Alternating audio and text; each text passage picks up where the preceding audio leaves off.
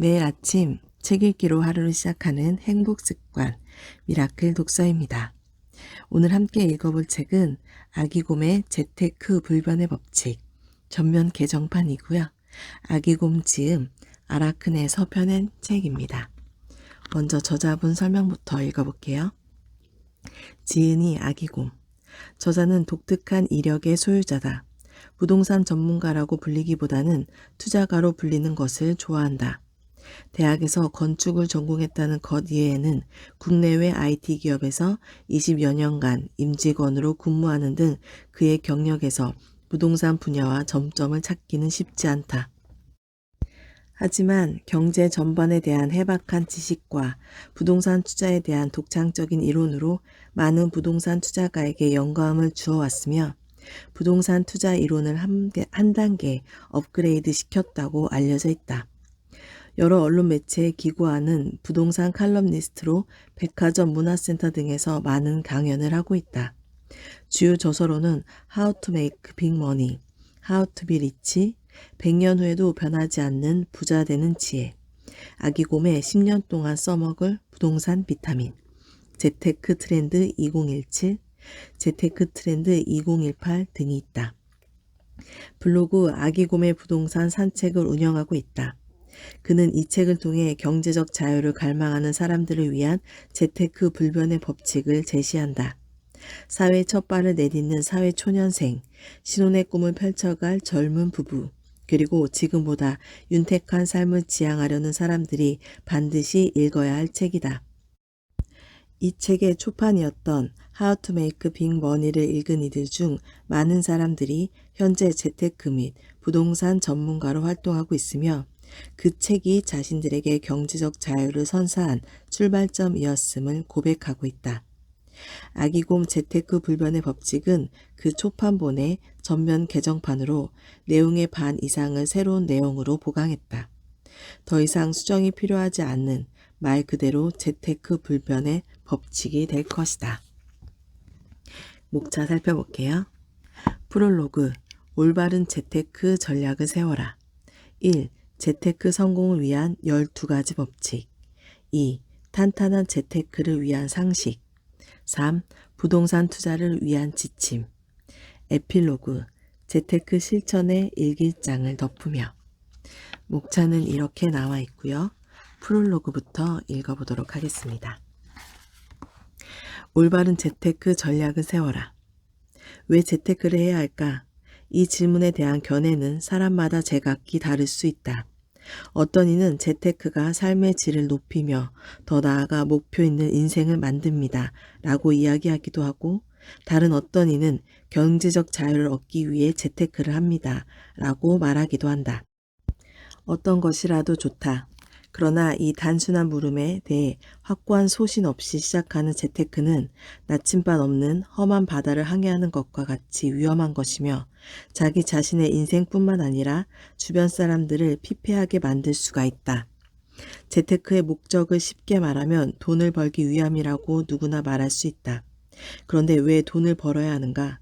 물론 인생에서 돈이 가장 중요한 것은 아니다. 그리고 돈만을 추구하는 사람들이 진정한 행복을 느낀다고는 생각하지 않는다. 그러나 행복해야 될 사람들이 돈 때문에 불행하게 된다면 그건 더 큰 문제일 것이다. 실제로 1997년 IMF 외환위기 때나 2008년 국제금융위기 때 돈 때문에 해체되는 가정들을 우리는 너무나 많이 보아왔다. 그렇기 때문에 돈은 행복이라는 등식에 빠져서는 안 되겠지만 돈은 더러운 것이므로 선비가 만져서는 안 될 것이라는 조선시대형 현실 외면 논리에 빠지는 것도 문제가 있다. 돈이란 행복을 구성하는 것, 사랑, 믿음, 종교, 가정, 건강, 친구 등 하나이지 그 이상도 이하도 아니라 하겠다. 인생을 살아가면서 돈의 노예가 되어서는 절대 안 되며 돈의 주인이 되어야 한다는 것은 누구나 알고 있는 사실이며 또한 모든 이의 바람이기도 하다. 돈으로부터 자유로워지는 것, 돈의 주인이 되는 것, 이것이 바로 재테크의 목적이라 할 수 있다. 그러면 돈으로부터 자유로워진다는 것은 어떤 의미일까? 일정한 목표에 이르면 마음껏 돈을 사용할 수 있다는 의미일까? 돈으로부터 자유로워진다는 것은 단순히 그런 의미만은 아니다. 모 회사에 입사한 입사 동기이며 동창인 A씨와 B씨가 있다. 두 사람 모두 뛰어난 실무 능력을 인정받아 과장까지 고속 승진을 거듭했다. 그러나 스스로 의사결정을 내려야 하는 직급에 이르자 두 사람에 대한 회사 내의 평가는 달라지게 되었다. A씨는 고집은 있지만 소심파로 정평이 나 있었고 B씨는 인간관계는 좋지만 자기 의견이 없는 사람으로 평가받기 시작했다. 그리고 회사 내에서는 점점 A씨의 의견이 많이 반영되기 시작했다. 과장 때까지는 선의의 경쟁을 벌이던 두 사람이 왜 이렇게 차이가 나기 시작했을까? A씨는 아내와 맞벌이하면서 꾸준히 재테크를 해온 결과 어느덧 남부럽지 않은 자산가가 되어 있었기 때문에 자신도 모르게 말이나 행동에 자신감이 차 있었다. 이에 반해 자산을 축적하지 못한 B씨는 상사나 관련 부서와 의견이 맞붙을 때마다 집에서 자기만을 바라보고 사는 아내와 자식이 눈에 아른거려서 자기 주장을 접고는 했던 것이다. 그러다 보니 자기 의견을 내놓는 것이 아니라 상대방의 의중을 살피는 데만 익숙해지고 스스로는 아무런 부가가치를 창출해내지 못하는 관리자로 낙인 찍히게 되었다.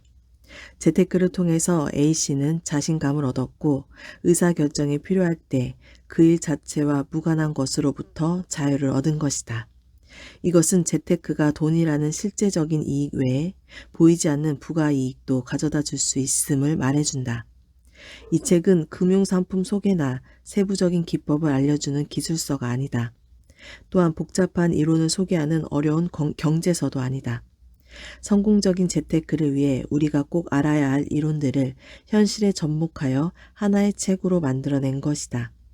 이 책은 학교를 막 졸업하고 사회에 첫 발을 내디는 사회초년생, 이제 막 결혼하여 신혼의 꿈을 펼쳐갈 젊은 부부, 그리고 지금보다 윤택한 삶을 지향하려는 사람들에게 조금이라도 도움이 될까 하여 쓰여졌다. 이 책을 읽는 분들이 언젠가는 경제적 자유를 얻기를 바란다. 경제적 자유란 말 그대로 자유를 얻는 것이다. 먹고 살기 위해 아무것도 하지 않아도 되는 자유. 본인이 하고 싶은 무엇이라도 할 수 있는 자유를 말한다. 쉽게 말해 심신에 지친 본인을 위해 몇 달간 해외여행을 다녀와도 생계를 포함하여 현재의 생활 수준을 유지하는 데 아무런 지장이 없는 경제적 자유라 할 수 있다. 물론 누구라도 직장을 그만두고 그동안 번 돈으로 몇 달간 해외여행을 할 수는 있다. 귀국해서 새로운 직장을 얻으면 그만이다. 하지만 이를 경제적 자유라 하지는 않는다. 본인이 이런 생활을 하고 있다면 20년 후, 30년 후를 생각해 보라. 그때도 본인을 찾아줄 직장이 있을지를 생각해 보라는 것이다. 이는 무엇이라도 할 수 있는 자유를 위해 아무것도 하지 않아도 되는 자유를 포기한 것이다. 경제적 자유란 본인이 모아둔 돈 또는 임대 수입이나 금융 수입 등 본인이 만들어 놓은 시스템에서 생활비 이상이 계속 조달되는 상황을 말한다. 이 책이 처음 나왔던 것은 지금으로부터 14년 전인 2003년이었다. 시중에서 절판된 지 오래되었지만 낡아 너덜거리는 중고서적이 새 책의 2배 이상 가격으로 거래되고는 했다. 시류에 영합하여 한 해 반짝 뜨다가 사라지는 책이 아니라 오랜 기간 독자가 찾는 책을 만들려는 필자의 생각과 이 책에 담고 있는 메시지가 딱 맞아떨어지기 때문에 이 책이 부활한 것이다. 그렇다고 단순한 개정판은 아니고 절반 이상이 새로운 내용으로 채워졌다. 하지만 독자의 경제적 자유를 얻는 방법을 알려드리고 싶은 핵심 메시지는 변하지 않았다고 자부한다. 14년 후인 2031년에도 이 책을 찾으려는 사람들이 헌책방으로 도서관으로 찾아다니는 것을 상상하며 이 책을 썼다. 종이는 낡아가도 독자에게 전하고자 하는 메시지는 14년 전이나 지금이나 14년 후에라도 바뀌지 않을 것이다. 이 책을 접한 많은 사람이 경제적 자유를 얻기를 진심으로 바란다. 아기곰. 챕터 1. 재테크 성공을 위한 12가지 법칙. 뚜렷하지만 실현 가능한 목표를 세워라. 인생을 살면서 삶의 목표를 가지고 일을 추진하는 것과 아무런 목표 없이 일을 하는 것은 결과에서 큰 차이가 난다. 모든 일에서 명확하고 구체적인 목표를 세우는 것이 매우 중요하다. 나폴레옹이 이탈리아를 침공할 때 있었던 일화이다. 알프스 산맥의 극심한 기상 악화로 인한 눈보라 속에서 선발대로 따로 보낸 두 개의 분대가 길을 잃었다고 한다. 두 개 분대 모두 추위와 굶주림으로 인해 분대원들의 사기가 꺾인 채 갈래길이 나오자 의견이 갈리게 되었다. 어떤 사람은 오른쪽 길로 가야 한다고 주장하고 다른 사람은 왼쪽 길로 가야 한다고 주장했다. 또 다른 사람은 차라리 구조대가 올 때까지 기다리자고 했다. 분대장마저 확실한 판단력을 잃은 A 분대원들은 우왕좌왕하다 거의 대부분 죽고 일부 대원만 탈진한 모습으로 다음날 발견되었다. 그러나 비슷한 상황에 놓여있던 B 분대는 전원이 건강한 모습으로 다음날 아침 귀대했다. B 분대에서는 무슨 일이 있었던 것일까? B 분대에서는 한 병사가 지도를 가지고 있었던 것이다. 지도를 가진 분대가 무사히 귀환하게 되는 것은 당연한 결론이기 때문에 여기서 이야기가 끝나면 싱거울 것이다. 하지만 다음날 본대에서 밝혀진 재미있는 사실은 그 병사가 가지고 있던 지도는 그 지역의 것이 아니라 엉뚱한 지역의 지도였던 것이다. 정작 제대로 된 지도가 있었더라도 악천후 속에 눈 덮인 산이었기 때문에 지도가 큰 도움이 되지 못했을 것이다. 하지만 이들이 가지고 다닌 것은 지도 그 자체가 아니라 어느 방향으로 가면 된다는 목표의식과 신념이었던 것이다. 인적이 드문 곳에 비행기가 불시착하게 되는 경우 실종자의 시신은 대부분 사고기로부터 반경 10km 이내에서 발견된다고 한다. 인간을 찾아 사고기를 떠난 사람들이 확실한 방향을 잡을 수 없어 비행기 근처만 맴도는 경우도 있었을 것이고 방향은 맞게 정했어도 확신이 없어 조금 가다가 방향을 바꾼 경우도 있을 것이다. 그러다 기력이 떨어져 죽음에 이르게 된 것이다. 이렇듯 인생에서 뚜렷한 방향을 잡느냐 못 잡느냐는 결과에서 큰 차이를 보여준다. 그러면 과연 어떤 목표를 세우는 것이 좋은가 살펴보기로 하자. 목표 자체는 크게 가지는 것이 좋다. 하지만 처음 시작하는 단계에서 목표를 너무 크게 세우면 문제가 발생할 수도 있다. 자기 능력에 비해 너무 과도한 목표나 오랜 시간을 필요로 하는 목표 달성을 추구하면 처음에는 의욕에 차서 시작하지만 나중에는 제풀에 꺾이는 수가 많기 때문이다. 초등학교에 다니는 어린이에게 노벨 물리학상을 타는 것이 좋으니 내일부터 원서로 공부해야 한다 라며 준비시킬 사람은 아무도 없다. 영어권 아이들의 수준에 맞추고자 처음부터 무리하다 보면 아이가 질리거나 지쳐서 나가 떨어질 것이다. 그럼 어떻게 해야 할까? 건축에서 비슷한 해법이 있다. 계단을 오르다 보면 중간중간 평평한 공간이 나온다. 꺾어진 곳이 없는 일자형 계단에도 이러한 평평한 곳이 나오는데 이를 계단참이라고 부른다. 이 계단참의 역할은 두 가지이다. 하나는 정말로 힘이 들면 쉬었다 올라가라는 것이고 다른 하나는 심리적인 것이다. 계단참이 없는 계단은 보기만 해도 아찔하기 때문에 올라갈 엄두가 나지 않는다. 이때 중간중간에 계단참을 두면 심리적으로 그 계단이 오르기 쉽게 보여 계단 오르는 것에 대한 거부감을 줄일 수가 있다. 재테크에서도 마찬가지이다. 달성하기 어려운 목표를 무리하게 세우는 것보다는 우선 내가 할 수 있는 작은 것부터 실천하는 것이 성공의 지름길이다. 예를 들어 누구든 현금 1억 원이 있으면 좋겠다고 생각해 본 적이 있을 것이다. 그러나 1억 원을 단기간에 모으는 것은 결코 쉽지 않은 일이다. 특히 사회초년생이 처음부터 목표를 1억 원으로 잡는다면 10중 8구 실패하기 쉽다. 실패의 원인에는 지쳐서 포기한다는 이유 외에도 또 다른 이유가 있다.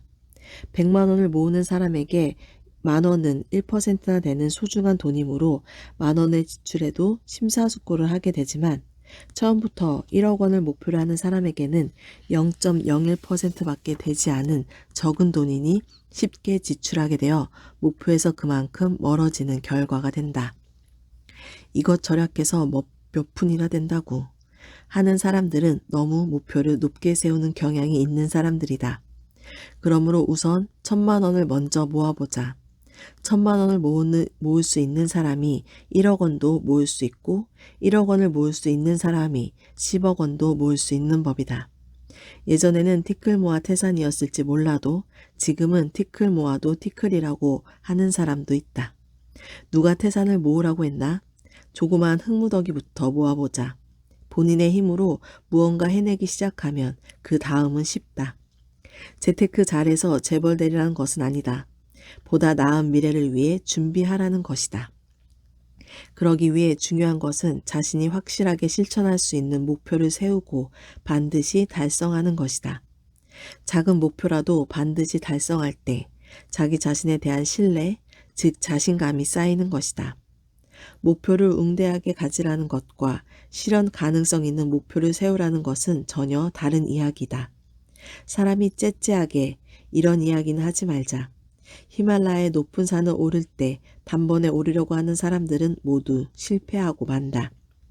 그래서 산악 전문가들도 몇 개의 베이스 캠프를 마련하고 차례차례 단계를 거쳐 올라가는 것이다.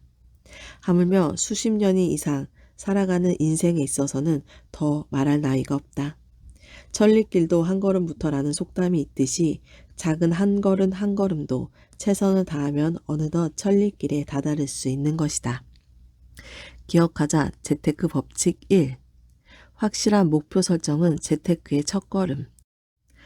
뚜렷하지만 실현 가능한 목표를 세워라. 그리고 반드시 성취하라. 목표 달성의 즐거움을 만끽하라. 목표 달성의 즐거움을 맛보는 것은 재테크 성공 전략의 가장 중요한 부분이다. 돈을 모으지 못하는 사람들은 돈은 있다가도 없는 것이고 없다가도 있는 것이다 라는 말로 자신을 합리화시키고자 한다. 맞는 말일 수도 있다. 그러나 문제의 핵심은 돈이라는 그 자체에 있는 것이 아니고 목표를 세우고 그것을 달성했느냐 못했느냐에 있는 것이다. 작은 것이라도 자기 여건에 맞는 목표를 세우고 그것을 달성하기 위해 일정 기간 동안 최선을 다해보자. 그리고 이것을 달성했을 때의 희열을 느껴보자. 마치 험한 산행 후에 정상에 오른 기분이 바로 그것일 것이다. 더구나 산은 한 번 오르면 내려와야 하지만 재테크는 짭짤한 결과가 남지 않는가? 문제는 자신과의 싸움이다. 자기 관리에 익숙하지 않은 처음 단계에서는 타인에 의한 관리되는 형태도 나쁘지 않을 것이다. 대표적인 것이 정기적금의 예인데 그런 것을 통해 저축 습관을 기르는 것도 좋은 방법이다. 정기적금은 일종의 은행과의 약속이기 때문에 이를 지키려고 매달 일정액을 불입하게 되면 어느덧 만기가 되고 목돈이라는 결과와 목표 달성이라는 좋은 습관을 키울 수 있다. 이때 중요한 것이 한 달에 얼마 정도의 적금을 부어야 하는가 이것이다. 목표가 너무 적으면 결과도 적고 이에 따라 성취감도 반감되게 된다. 반대로 자신의 통상적인 수입에 비해 너무 무리한 목표를 세우면 적금 불입 기간 내내 고생하게 될 수도 있으며 재테크는 고통 수반이라는 잘못된 공식이 내리에 각인될 수도 있다. 그러므로 자신의 수입 규모에 맞는 저축을 하는 것이 좋은데 우리나라 가구의 평균 저축률이 소득의 30% 정도 된다는 것을 감안하면 이보다는 높은 비율을 목표로 하는 것이 좋다. 특히 결혼하기 전에는 수입의 50% 이상을 저축한다는 자세로 하는 것이 좋다. 결혼을 하고 아이가 크게 되면 본인의 의사와 상관없이 지출이 기하급수적으로 늘어나므로 이때는 저축률을 높이고 싶어도 불가능하기 때문이다. 젊을 때 저축을 해야 하는 이유 중 하나는 은퇴 후 노후 생활 자금 때문이다. 우리나라 현실에 비추어 볼 때 일할 수 있는 기간은 30년 정도에 불과하다. 하지만 은퇴 후 사망에 이를 때까지 그 기간도 그 정도이다. 결국 60년 동안 쓸 생활비를 30년 동안 벌어야 한다는 뜻이다. 결국 수학적으로 따져보면 소득 대비 저축률이 50%는 돼야 한다는 뜻이다. 하지만 저축률을 50%까지 올리면서까지 생활이 가능한 사람은 거의 없다. 자녀가 없을 때는 가능할 수도 있지만 자녀가 생기면 교육비가 들어가기 때문이다. 물론 국민연금이나 개인연금으로 노후 자금을 어느 정도 지원받을 수는 있다. 하지만 그들이라고 특별하게 수익을 올릴 수 있는 방법이 있는 것은 아니다. 오히려 그들이 떼어가는 비용까지 감안하면 연금에 가입하는 것은 효율적인 재테크 방법은 아니다. 더구나 자신의 미래를 남의 손에 맡긴다는 것이 합리적인 결정으로 보이지는 않는다. 국민연금이나 개인연금도 도움이 되겠지만 그것만으로 노후 준비를 마쳤다고는 할 수 없다는 뜻이다. 결국 노후 대비를 위해서라도 소득이 있을 때 최대로 저축률을 높이는 것이 중요하다. 특히 종잣돈을 모을 때 그러하다. 그러나 처음부터 너무 의욕만 앞서서는 곤란하다. 갑자기 목돈이 필요하게 될 상황이 발생 시 적금을 해약하는 것은 불리하므로 하나의 계좌에 저축액 전부를 넣는 것은 결코 바람직하지 않다. 그러므로 만기를 달리해서 여러 개의 통장에 분산 저축하는 것도 방법이다. 예를 들어 전체 저축액의 50%는 장기 저축, 30% 정도는 중기 저축, 나머지 20% 정도는 단기 저축 등으로 운용하는 것도 바람직하겠다. 정기적금 자체는 자금 운용적 측면에서 제일 효율성 있는 방법이라고 말할 수는 없지만 초보자에게 좋은 습관을 키워주는 수단 중의 하나이기 때문에 적극 권장할 만하다. 타율에 의해서만 자기가 목표한 돈을 모았다면 그 사람은 향후 재테크에 성공할 가능성이 매우 높다. 스스로 본인에게 맞는 목표를 세우고 그것을 달성해가는 습관을 키움으로써 재테크는 성공할 수 있으며 이 과정에서 목표 달성이라는 즐거움을 맛보아야 한다. 즐거움을 느끼지 못하는 재테크는 고통 그 자체일 뿐만 아니라 스스로 지쳐 오래 가지도 못하게 된다. 세상의 모든 일이 스스로 즐거움을 느껴야 능률이 오르듯이 재테크도 마찬가지다. 기억하자. 재테크 법칙 2. 목표 달성의 즐거움을 만끽하라. 성취감에 대한 즐거움과 성취 결과에 의한 뿌듯함을 함께 누려보라. 재테크는 기쁨을 2배로 준다. 구체적인 수치와 일정으로 비전을 제시하라. 비전을 갖는다는 것은 재테크 법칙 1에서 설정한 단기적 목표를 어떻게 장기적인 목표와 연계시킬 수 있는가에 대한 답변이 될 수도 있고 재테크 법칙 2에서 얻을 수 있는 단기적인 성취감을 어떻게 장기적인 추진력으로 연결시킬 수 있는가에 대한 좋은 해답이 될 수도 있다. 농부에게 수확의 계절인 가을만이 있다면 얼마나 좋을까? 그러나 여름에 땀방울이 없다면 가을의 수확은 기대할 수 없는 것이 현실이다. 재테크도 마찬가지이다. 대부분의 과정은 지루하고 힘들지만 우리가 얻게 될 열매를 상상할 때 그 과정도 인내할 수 있게 되는 것이다. 나관 중에 삼국지연의를 보면 조조가 부하를 이끌고 행군하는 대목이 나온다. 모두가 목이 말라 사기가 떨어지고 불만이 팽배해졌을 때 조조는 저 산 너머에 새콤한 살구밭이 있다는 말로 군사들을 다시 걷게 만들었다. 새콤한 살구를 먹는 상상이 갈증에 지친 병사들에게는 바로 비전이었다. 재테크에서도 이러한 비전을 자기 자신이나 가족들에게 구체적으로 제시하는 것이 좋다. 내가 앞으로 이러한 것을 하려고 하는데 그리하면 5년 후에는 어떻게 될 것이고 10년 후에는 어떻게 된다는지 하는 식의 비전 제시는 자기 자신에 대한 다짐일 수도 있고 주변 사람에 대한 약속이 되므로 목표 달성에도 도움이 된다. 미래의 꿈이 현실의 땀을 식혀줄 수 있기 때문이다. 비전의 제시는 구체적일수록 좋다. 단순히 부자가 되자라는 구호로는 설득력이 떨어진다. 이제 갓 결혼한 신혼의 아내 손을 잡고 또는 현실이라는 오랜 상황의 고단함에 지친 아내를 이끌고 잘 꾸민 모델하우스를 방문하여 보자. 그리고 아내의 손을 잡고 내가 아직은 당신과 이런 집에 살 수 있는 여력이 안 되지만 우리들이 노력하면 5년 후에는 반드시 이런 집에서 살 수 있을 거요. 라고 하면 당신은 아내의 반신반의하면서도 기대감에 부푼 눈동자를 볼 수 있을 것이다. 그리고 그 기대감이 실망으로 바뀌지 않도록 다시 한번 노력해야겠다는 생각이 들게 될 것이다. 그리고 그날 저녁 집으로 돌아와서 당신이 가지고 있는 구체적 계획, 컴퓨터로 만든 자료든 깨알같이 적은 메모든 구체적인 수치를 가지고 부부가 상의를 해보라. 비전이 생기는 순간이다. 집주인 아저씨의 전세금 올려달라는 독촉이나 집을 험하게 사용한다는 잔소리도 미래의 비전 앞에서는 당신을 더 이상 힘들게 하지 않을 것이다. 비전 제시의 예는 각 개인의 가치관에 따라 다를 것이다. 가정적인 사람은 향후 몇 년 안에 부부 명의의 집을 마련하고 그 후 몇 년 안에는 몇 평형의 아파트를 마련하여 온 가족이 편하게 살겠다라는 형태로 나타날 수도 있고, 여행을 즐기는 사람은 몇 년마다 잉카의 마추픽추나 인도양의 몰디브, 아프리카의 세렝게티로 살아가는 이와 여행을 가겠다는 계획의 형태로 나타날 수도 있다. 또 현실의 벽에 막혀 못했던 공부나 연구를 계속하는 것, 사회에 봉사하는 것 등 본인의 가치관에 따라 여러 형태로 나타날 수 있다. 어떤 것이든 좋다. 그러나 어떤 것이든 그냥 잘 살고 싶다라는 막연한 희망보다는 구체적인 수치와 일정으로 비전을 제시하는 것이 좋다. 꿈이 명확할수록 그 꿈이 실현될 가능성도 크기 때문이다.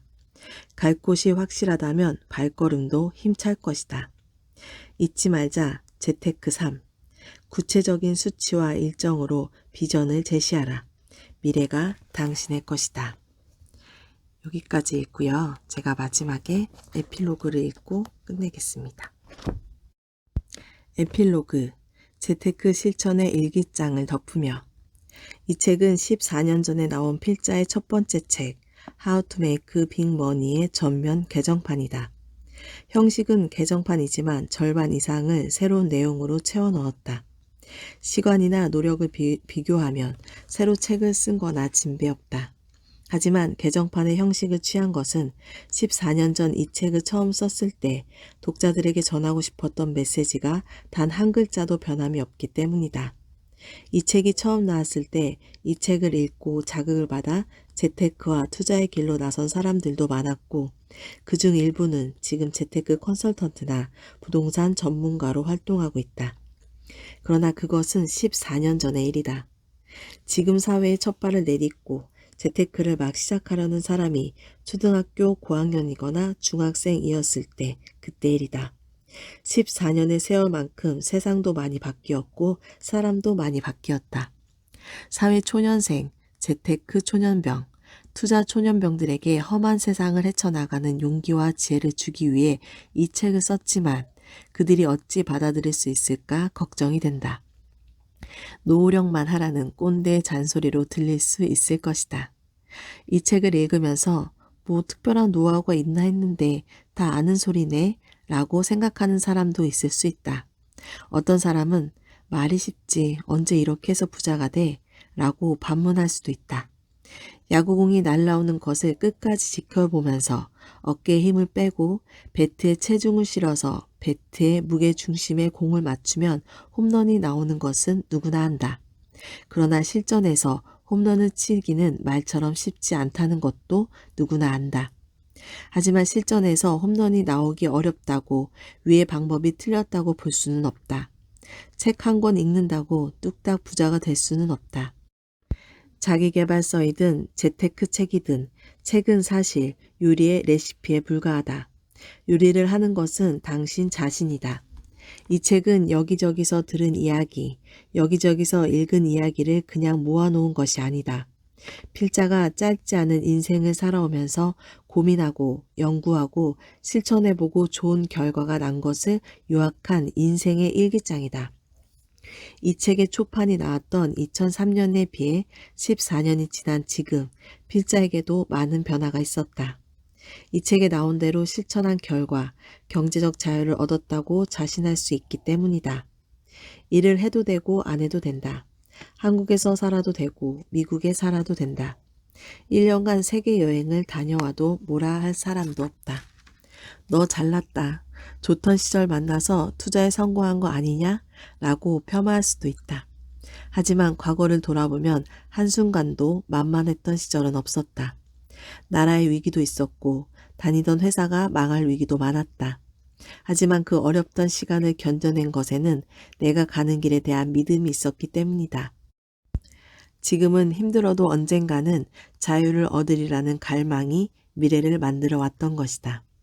만약 세상이 리셋되어 모든 사람들에게 똑같은 자산을 나눠준다 해도 10년만 지나면 상위 1% 안에 들 수 있는 노하우를 이 책에 담아보고자 했다. 이 책의 두 번째 개정판이 14년 후인 2031년에 나올지 모르겠다. 지금 현재 이 책을 읽고 있는 당신도 그때는 경제적 자유에 이르러 2017년 어느 날 읽었던 책이 내 인생을 바꾸었지 라고 회상하기를 기대한다. 아기공. 오늘 미라클 독서는 여기까지 읽겠습니다. 오늘도 감사합니다.